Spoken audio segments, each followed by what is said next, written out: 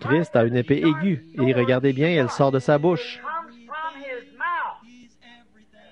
La parole vivante, c'est-à-dire la parole de Dieu révélée à ses serviteurs. Par exemple, il a dit à Moïse, « Va, tiens-toi là, et tends ton bâton là-bas, fais venir des mouches, et il y a eu des mouches. » Certainement, tout ce qu'il disait, il le faisait, et ça s'accomplissait, sa parole vivante. Dieu et sa parole sont une seule et même personne. Dieu est la parole. Mais alors, qui est ce cavalier mystérieux du premier âge de l'Église? Qui est-il? Réfléchissons-y. Qui est ce cavalier mystérieux qui commence sa course au premier âge de l'Église et qui continue jusque dans l'éternité, jusqu'à la fin? Le deuxième sceau émerge et il continue jusqu'à la fin. Le troisième sceau émerge et il continue jusqu'à la fin. Le quatrième, le cinquième, le sixième, le septième, chacun d'eux aboutit ici à la fin. Et au temps de la fin, ces livres qui étaient enroulés pendant tout ce temps avec les mystères à l'intérieur, ils sont ouverts. Alors le mystère sort pour qu'on voit ce que c'est. Mais en fait, ils ont commencé au premier âge de l'Église parce que l'Église, le premier âge de l'Église, a reçu le message comme ceci. Un cavalier sur un cheval blanc sorti. Voyez, qui est-il? Il est puissant, par sa puissance conquérante. C'est un grand personnage, par sa puissance conquérante. Vous voulez que je vous dise qui c'est? C'est l'Antichrist. C'est exactement ce qu'il est. Bon, en effet, vous voyez, s'il est Antichrist, Jésus a dit que les deux seraient tellement proches que ça séduirait même les élus, l'épouse, si c'était possible. Antichrist, c'est l'esprit de l'Antichrist. Vous vous souvenez, dans les âges de l'Église, quand nous avons ouvert le premier âge de l'Église, là, nous avons vu que le Saint-Esprit était contre une certaine chose qui avait commencé dans cet âge de l'Église-là et qui portait le nom des œuvres des Nicolaïtes.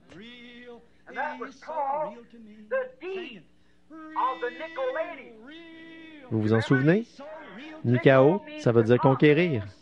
Laïsme, ça veut dire l'Église, les laïcs. Nicolaïsme, conquérir les laïcs. Ôter le Saint-Esprit de l'Église pour remettre tout cela à un seul homme saint. Le laisser, lui, être le chef de tout. C'est du déjà vu pour vous, voyez, le nicolaïsme. Remarquez, le nicolaïsme, c'était un dire dans une église. C'est devenu une doctrine dans l'âge de l'Église suivant. Et dans le troisième âge de l'Église, c'était une contrainte. Ils ont tenu le concile de Nicée. Et c'est là qu'ils en ont fait une doctrine d'Église.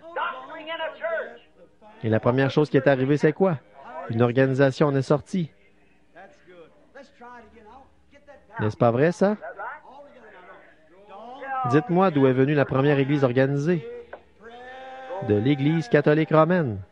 Dites-moi, est-ce que l'Apocalypse ne déclare pas dans le livre d'Apocalypse 17 qu'elle était une prostituée et que ses filles étaient des prostituées? Celles qui ont formé une organisation avec elle, elles sont pareilles, des prostituées.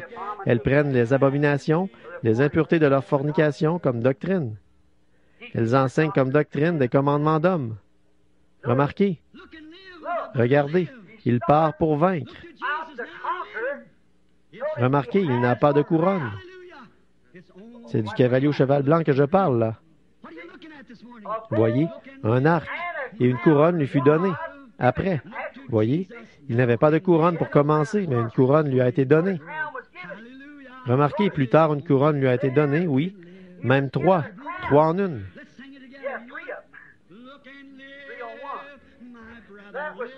C'est arrivé 300 ans plus tard au Concile de Nicée, alors qu'il avait commencé, comme esprit de nicolaïsme, à former une organisation parmi le peuple. Et ça s'est poursuivi, ça a continué et continué, c'est devenu un dire, ensuite c'est devenu une doctrine. Vous vous souvenez, Christ, quand il s'était adressé à l'Église, il avait dit « Tu hais les œuvres de Nicolaïtes, œuvres que je hais aussi », d'essayer de conquérir, de prendre le Saint-Esprit, qu'il y ait seulement un seul homme saint, c'est lui qui peut pardonner tous les péchés et tout. On vient de le lire là, le passage où Paul en a parlé. Cette créature serait assise là dans les derniers jours, et il ne pourrait pas être révélé avant les derniers jours. Alors celui qui retient, il retirera l'Esprit de Dieu, de là, et alors il se révélera. Aujourd'hui, il est déguisé en cheval blanc. Regardez-le bien se transformer à partir de ce cheval blanc dans quelques minutes. Non seulement il devient cheval blanc, mais il devient une bête avec plusieurs têtes et plusieurs cornes. Voyez, le cheval blanc, là, c'est un imposteur, et voilà pourquoi les gens, pendant tout ce temps, ne l'ont pas su. Ils y ont pensé. Mais voilà que maintenant, cela va être révélé par l'Écriture. Remarquez. Puis le nicolaïsme, vous voyez l'Antichrist, quand finalement il s'incarne dans un homme, c'est là qu'il est couronné.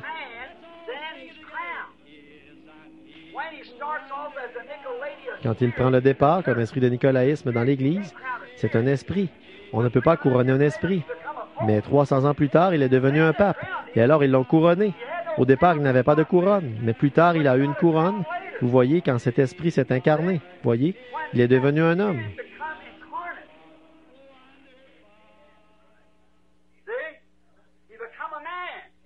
La doctrine nicolaïte est devenue un homme. Alors, ils ont pu le couronner. Ils n'avaient pas pu le faire parce que c'était seulement une doctrine. Gloire, remarquez. Et quand ce Saint-Esprit que nous avons s'incarnera pour nous, que celui qui est maintenant parmi nous, sous la forme du Saint-Esprit, s'incarnera pour nous dans la personne de Jésus-Christ, nous le couronnerons roi des rois. C'est vrai, voyez. Maintenant, souvenez-vous, à peu près au même moment où Christ est venu sur le trône, l'Antichrist est venu sur le trône, Judas. À peu près au même moment où Christ a quitté la terre, Judas a quitté la terre. Presque au même moment où le Saint-Esprit est revenu, l'Antichrist est revenu.